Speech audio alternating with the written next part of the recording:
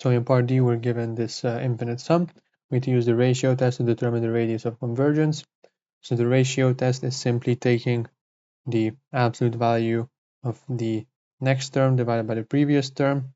This will be equal to some L, and the Maclaurin series is convergent if this L is smaller than 1, then it is convergent. And so what we need to do is find this limit as n goes to infinity, obviously. So what we can write this down now. So am plus 1 will simply be m plus 2 times x to the 2m plus 2 divided by n plus 1 squared times 3 to the m plus 1. This is all divided by an, so now we just write down what we are given.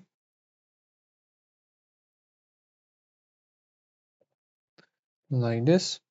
And well, we can simplify this into this term, so we will have simply n plus 2 times n squared divided by n plus 1 cubed,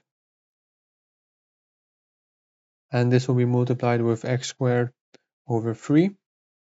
And as n goes to infinity here, so the limit as n goes to infinity, we can see that the power on the bottom is going to be the same as the power on the top. Their coefficients will be the same, so this will just simply go to 1.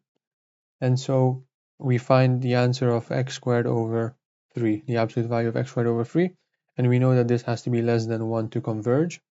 So we can say x squared over 3 is less than 1.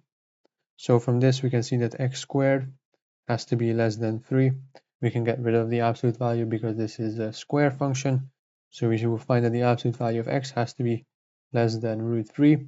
Therefore, this is the radius of convergence.